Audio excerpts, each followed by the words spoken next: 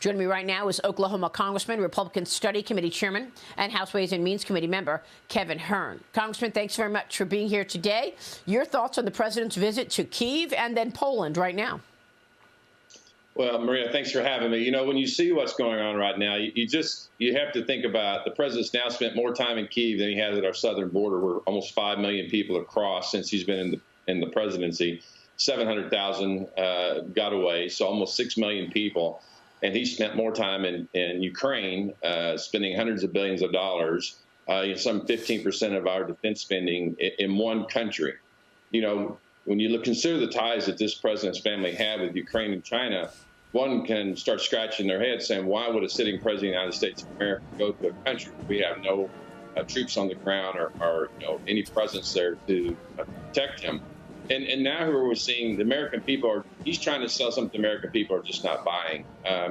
We saw the American First agenda under President Trump, where we had a strong economy, secure southern border. We were energy independent. And now all three of those, because Joe Biden simply just wanted to undo President Trump's policies, all three of those now have been completely destroyed. The American people are suffering high inflation. It's not going to get better. The border is overran, and now we're sending money to Iran for oil that we could be spending here.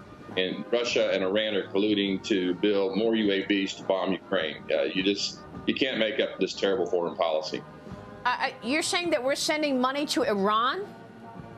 Well, to buy oil that we could, the deal that we worked out with Venezuela and Iran, and for the sake of us not producing oil here, we're sitting there and they still want to redo the JCPOA. You're hearing what Israel is saying. They will not allow Iran to have a nuclear weapon. This place, the entire world right now is a hotbed. And I would argue that the country is watching all this play out with bated breath to see how things are going to play out is China. China is watching us do horrible things, like allowing their so-called weather balloon that went rogue to drift across the United States conveniently across our military bases. And they're waiting to see what we're going to do with Ukraine. We're sending money there. The Taiwan, certainly imminent invasion by China, from all reports, is going to be a different role that we're going to have to play there, something that we are not prepared for.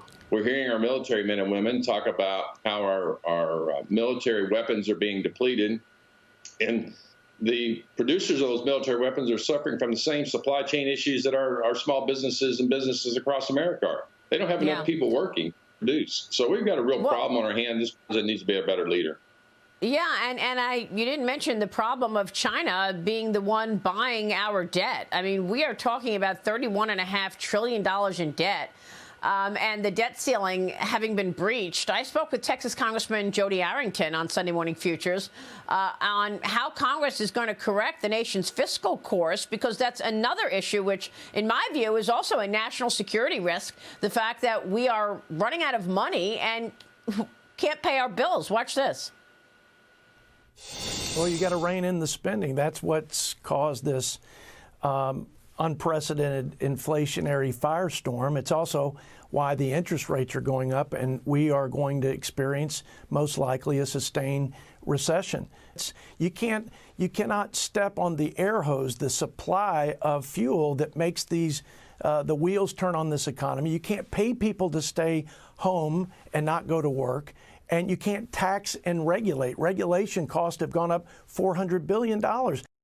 So, Congressman, how is this debt showdown going to play out? You're the chairman of the Republican Study Committee. You've got 7 demands for approving an increase of the debt limit, including reversing recent increases in overall discretionary spending.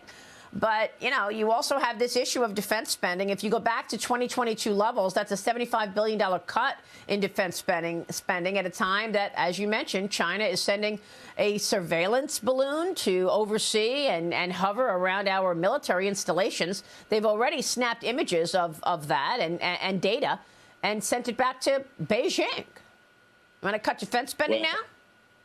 Now, no, Maria, in fact, when you look at the CBO report that we just saw, it's certainly made clear what I've been saying all along, which when the government spends more, American people have less. We've put a budget together the last 2 years under my chairmanship of the Budget Task Force of the Republican Study Committee that balanced. One balanced in right at 7 years, one at 8 years. It does take us to a point where we have to make some decisions about what we want the future of this country to look like. Do we want it to be overran at the southern border? Do we want to depend on foreign nations for oil and gas? And do we want to continue to have a persistent inflation of 3, 4, 5% or higher with interest rates that like we haven't seen in over 50 years now? And this president wants to call out people like me and about how we want to sit down and have a discussion around this debt limit that we always have for years, for decades. We've always sat down to reflect on our spending. No one in Congress has said we're not going to pay our debts that are owed. But it is time, just like you do with your household, to sit down and have a discussion about why our credit card is maxed out and we're going to continue to spend like this. I don't think so. The American people have said enough. The American people want us to look at this nation, get our security back, our financial security back. And when you look at right now, only less than 40% of Americans right now are saying we should be involved in Ukraine. I think that's why the president went there, is because he needs that to distract from the terrible situation we have at home. Yeah. All right, Congressman. Well, we are keeping a spotlight on all of that, the issues here at home for sure. But thanks very much for being here this morning. Kevin Hern joining us.